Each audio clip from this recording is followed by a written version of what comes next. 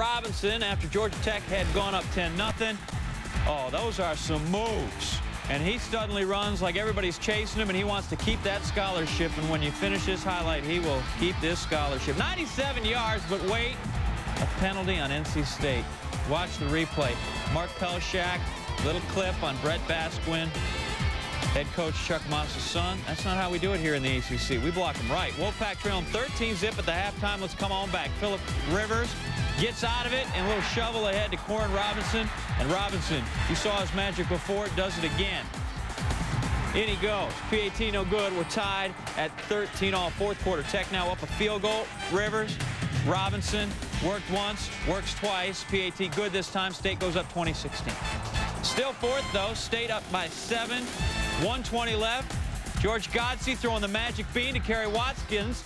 And we got ourselves a tie ball game. We're going to go to overtime and in the extra session.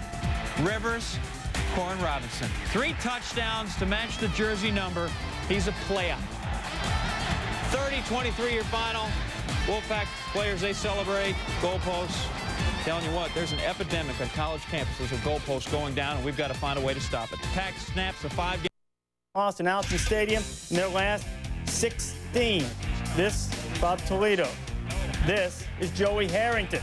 Sticking it in the end zone, and the Ducks were on top 7-0. Third quarter, Bruins down 10-0. McCann to Freddie Mitchell. He is called out of bounds. What about it, Rod? Oh, I don't think so. Check out the left foot. It is definitely down, and he has the ball. That is 6 points. They missed his call. Drew Bennett, who slipped in, ran a little option last week from the quarterback spot. The former quarterback turned wide receiver. Still got that arm.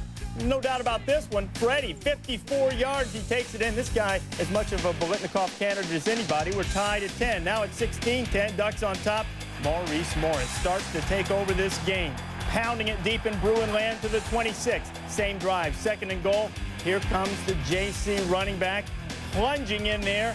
22-10 Ducks. Kenyon Coleman not playing for UCLA, injured. That hurt UCLA defensively. Already a struggling run defense. That certainly didn't help matters. There goes Morris again. 6 yards, he takes it in, and the Ducks win it 29-10. That winning streak is alive and well at home at 17. 17 and counting, and I think that this puts Oregon right in a great spot for the rest of the Pac-10 title. Jamar Fletcher, Barry Alvarez wondering if the other shoe was finally going to drop. The Badgers had struggled through their first 3 games.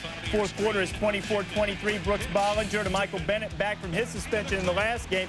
55 yards. He had 293 on the day. He doesn't power like Ron Dayne, but he's the Big Ten sprint champion. He gets a chance to show it as he breaks loose in game after game now. 2-point conversion made it 31-24, but Zach Kustok would not quit. Watch him find the 5th-year senior Derek Thompson. Give him 6, tied at 31. Blown coverage in the secondary. They couldn't pick up this man. Confusion. Jamar Fletcher would have helped that. 56 seconds to go. Vitaly Pisetsky, 47 yards. Badgers on top. Looks as if they might survive again, but the Wildcats come right back. Tim Long from 46. This would be a career long. Toe meets leather. High enough, straight enough, long enough for Long. We go to overtime. They swap touchdowns in the first overtime, second OT. Badgers have a field goal. Damian Anderson, ball game. 12 yards out, and Northwestern, this thing was a little bit testy a year ago. A lot of personal fouls. Some of the assistant coaches had to be restrained afterwards. Northwestern plays with passion, and they win it 47-44. Yeah, Barry Alvarez had to make a decision. He was playing really for a national championship, decided to use Jamar Fletcher last week against Oregon. He had to sit out today. Damian Anderson, 174 yards, and he was the hero. He had this to say afterward. They do earlier. How would the Hurricanes do at West Virginia, trying to bounce back? First quarter tied at 7. Now it's 21-10 as we pick it up in the third. And this is Brad Lewis, picked off by Howard Park. In fact, the Cane defense was big all day. He's taking this one back. They were big all week. Butch Davis jumped on his team for not being physical at Washington. They were physical today. Ken Dorsey struggled in that road opener at Washington. Much better in Morgantown this time, finding Reggie Wayne, who surprisingly set a school record for receptions in this game for his career. 47-10. The Hurricanes win it. Dorsey, an impressive performance, 22 of 33, nearly 300 yards passing, and he threw a couple of touchdown passes. Wayne, I mentioned the school record he set, 146. Now, trying to rediscover its personality after running much more than it threw against Notre Dame, and Drew Brees, who always finds a way to cut up the Gophers. Check this out. John Standiford with the ball. Seth Morris with a great block. Took out a couple of Gophers. Standiford down to the 26, and now Breeze is going to look for his buddy, Vinny Sutherland. Breeze hit his first 8 passes, had 119 yards on those and a touchdown. It was 7-0. Second quarter, Breeze looking for A.T. Simpson. A.T. at the right spot. 14-0 Boilermakers. Fourth quarter is 31-17. And, well, Breeze has been watching these quarterbacks run. Yeah, blown play there, and he decides he'll take off. After all, he saw a lot of running last week. He figured he'd run this week. A career-high 88 yards rushing with that touchdown. And Purdue recovers nicely. 38-24, the victory there. And, oh, yeah, Breeze, 409 yards passing. He dropped over 500 on the Gophers a couple of years ago. This is the kind of game Drew Brees wanted to bust out after last week when they lost. He's still clearly in the Heisman Trophy race. Cam Cameron's crew had really been frustrated with their play the first 2 weeks, especially on the defensive side. They rectified that against Cincinnati. Pac-10 against Giant Killer San Jose State, or at least they're Giant Killers when they take on Stanford. This is Deontay Whitaker scooting in there. It was 24-12, but Carson Palmer would lead a comeback. Antoine Harris, 24-19. Under 3 minutes to go. USC first and goal from the 5. Petros Papadakis. Papadakis barrels in there from the 5. Trojans make the 2-point conversion, and they have a 3-point lead. And the next drive, the Spartans picked off by Chris Cash. SC would go on to win it 34-24. But, Rod, as we watched this game, you felt as if San Jose State missed a golden opportunity. 12-point lead early in the fourth quarter, going in inside. Trying to get a victory against Frank Solich's crew. Second quarter, it's a tight game. Iowa playing its guts out, down 14-13. Eric Crouch throws it up. Who else? Matt Davison. Yeah, Matt Davison seems to do this all the time. Didn't he do that last year, a couple years ago against Missouri? Yes, with help from Chevin Wiggins. Second half, Crouch tries to take control. Keeping it himself, he'll rip off 41. He had 93 yards rushing later in the drive. Crouch, well, he wants to show he's a pocket passer. Tight end Tracy Whistler. What has the world come to? Nebraska throwing the ball an awful lot in this ball game. It was close early on. Iowa played tough for about a quarter and a half, made some big plays against the Nebraska defense. Crouch, 10 of 13. He'd only completed 11 passes in his previous 2 games, so a huge day for him. He tied the school record. Team in the land. Seminoles already up 10-0. Dave Ragone, I think coaches like to call that ill-advised. Tommy Polley takes it in as 17-0. Here's Chris Winkie. Do they all think they're Vic and Dantzler, John? They think they're Woody Dantzler. Look at that block coming back there, too. Those wide receivers are getting some blocks today. That was Robert Morgan laying out Curry Burns. Ear hole shot, 31-0, the final right there. Florida State, again, running the ball effectively. The Florida State defense has now scored in 5 straight games. They outrushed Louisville 235-3. And, oh, by the way, for the second straight week, Florida State faces the team that was ranked #1 in the nation in rush defense, and they put a whipping on them just as they did North Carolina a week ago. Bobby Bowden is trying to balance his offense up, even though they continue to say throwing the ball is important. We don't care if we run. This is 2 weeks in a row they've had a runner up over 100 yards, and they need a balanced attack, if nothing else, to force the opponents to play both run and pass. They've broken out that I formation to do it with. We've seen them in that a lot more in the last couple of games. Kentucky and Florida. Jesse leading the drive against Tennessee to win it and leading lots of drives against the Cats' porous defense. Palmer rushed for 4 touchdowns. He actually threw a touchdown pass, and the mighty Gators cruised 59-31. Always tough to play in Charlottesville. Second quarter, the Cavaliers had jumped on Clemson 10-3 when Joe Don Reams. You know, it's not often you see a guy just wander into Scott Field and start eluding Cavaliers and headed for the other end. Logs on, Rod. And he's part of the Gone Network. 69 yards, ties the game at 10. Second quarter. Did I mention Woodrow Dantzler? Jackie Robinson, a dart in there, 30-yard touchdown, and the Tigers had the lead by 7. Third quarter, more from Woody.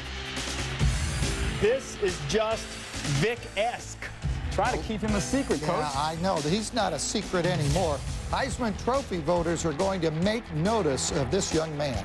They certainly should. Dantzler, you know, I saw something earlier this week. Well, he's not going to continue to lead the ACC in rushing. That might be true, but I'll bet you he's going to lead again next week. After 220 yards on the ground, he threw for 154 more. 3 touchdowns, did throw his first pick of the season, so I guess Dantzler's not perfect. Back-to-back games in 5 years. This is Ronald Curry coming off that Achilles injury from a year ago, finding Bosley Allen. North Carolina had a 20-9 lead, 7:52 left. We have a couple of banks of lights go out.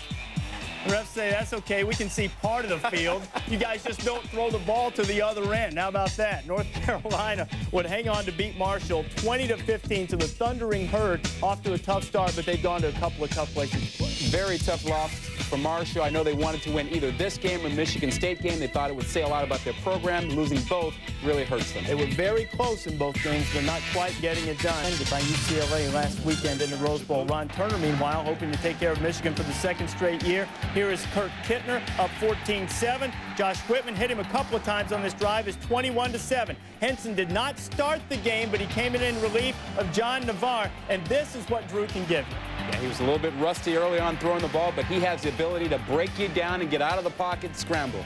It's 24-14 Illini when Henson shows off that arm. David Terrell, those two threw passes in Central Park this summer to get that feel. 57 yards, and the Wolverines are within 3. Later in the fourth, Kittner again.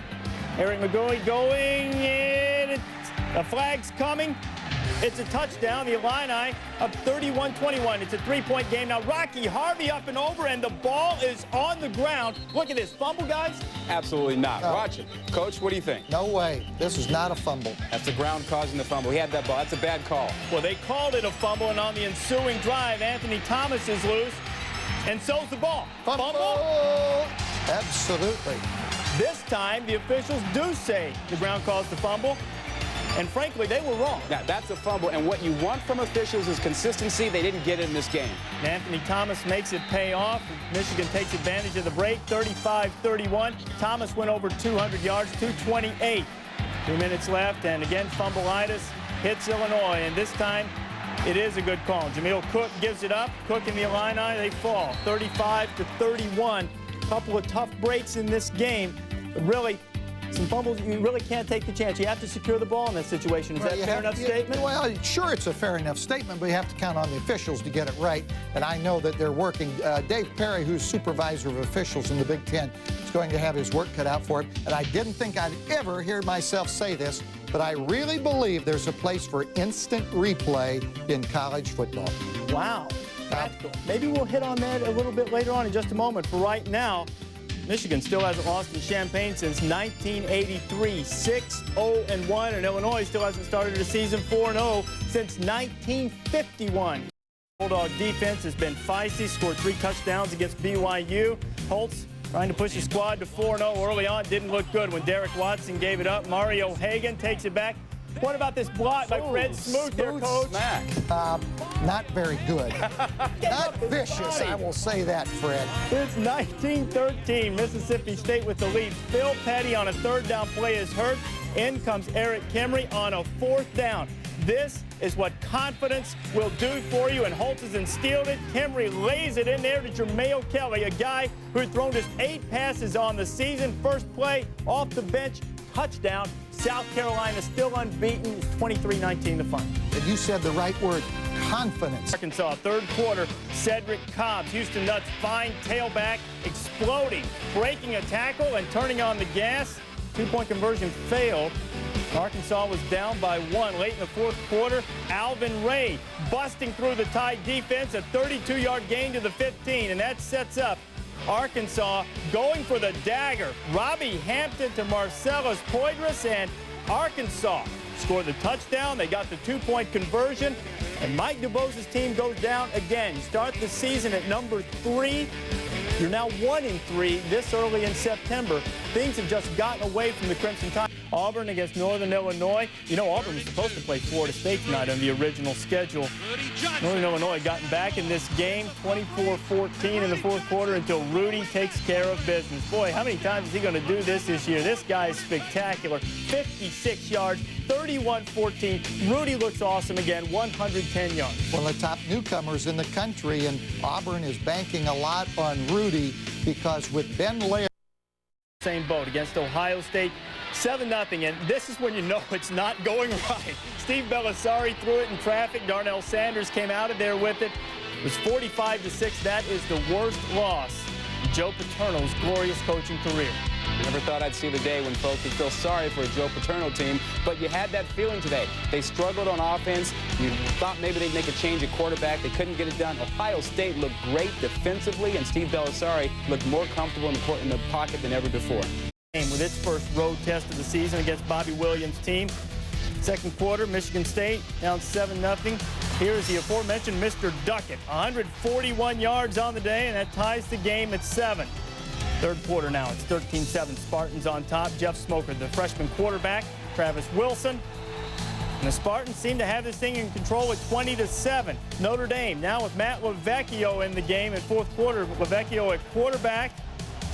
Julius Jones gets in there from the 2, and Notre Dame back in at 20-14. After a Michigan State turnover, Notre Dame trying to score. LaVecchio is snuffed out short of the first down, but Smoker would give it back. Just not what you want to see. No, don't hate the player, though. Hate the play here. And that was a pass to hate. Anthony Weaver picks it off. Notre Dame back in business, and from there, Mr. Jones would take care of the business. 126 yards for him. Notre Dame on top, 21-20. Spartans down to their last chance.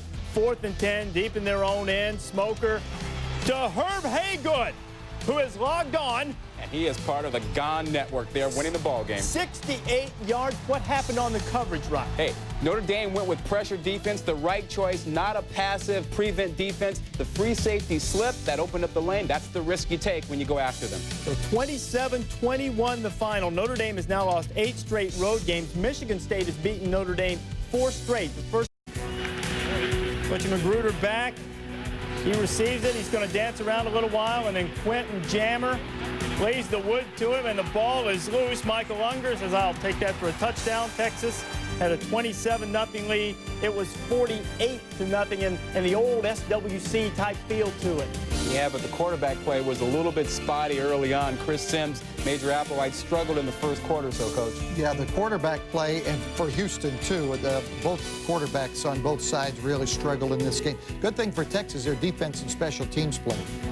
Question for Southern Mississippi. Would they have a letdown on the road against a Big 12 team in Oklahoma State? Southern Miss with the ball in the Cowboys 31. Jeff Kelly banged up a knee in the Alabama game. Get pressure. Can find Sean Mills, 31 yards out, and then Derek Nix, tough running back up the middle for the Golden Eagles. It was 14-0 and no letdown. Very impressive performance by Jeff Bauer's team, 28-6. It's a sign of a team that has matured, is ready to go, and has drawn on the experience of having lost to Tennessee down there and knocked off Alabama. This team is a solid team now. Defense forced 4. Third quarter is 21-14. Quentin Griffin stepping up the middle already with a couple of touchdowns on the day. He's in there again, 28-14. Next Sooner possession, Griffin. Billy Sims or somebody? It's a little much, but some good running nonetheless, right? This is what Oklahoma needs in their offense, though, to balance it up, to keep the pressure off Heupel. A couple of plays later, Heupel doing what he does best. A little fake, Josh Newman, 5-yard touchdown, and with that, Heupel breaks Cale Gundy's school record with his 36th touchdown toss. That's just in a season in 3 games, 36 touchdowns, 42-14. Oklahoma, no trouble. They remain undefeated. TCU and Arkansas State. LaDainian Tomlinson dropping some big numbers on Northwestern a week ago is off and running again. Right up the middle for Dennis Franchione, and the Horned Frogs getting it done, 52-3. Tomlinson, $140 and a couple of touchdowns. Don't take him off of your Heisman list. This man is good. TCU scored on all but 2 of their possessions in the first 3 quarters. That is efficient offense. Hawaii and UTEP. This, my friends, is a catch. Rocky Perez looking for Lee Mays. And watch Mays. Oh, a one-hand action from 21 yards out. UTEP, boy, things have turned around and gotten ugly for Hawaii in a hurry, 39-7. But Reese, what is up with the field and the bright orange lines? I'm still trying to adjust my eyes after that. Rocky Perez threw 4 touchdown passes. I'm sure none of them were caught better than that one by Lee Mays. More Big 12 scores for you now. Kansas off to a bit of a tough start, but now 2-1. Syracuse punting. The Orange up 10-3. Mike Schaefer handles it, but then it's handled right in the belly of Travis Heath. Terrence Cooper will pick it up, and the game is tied at 10. Fourth quarter, East Carolina now punting. Did I mention it rained? Look at the lens on the camera. Fake! Jamie Wilson ripping off a first down for East Carolina, and on the next play, David Garrard finding Rashawn Burns. Garrard did this a lot. Oh, yeah. Syracuse had trouble with the weather. They couldn't generate a pass rush. They went to the blitz. Girard made them pay, just throwing deep ball after deep ball, just killing the man-to-man coverage.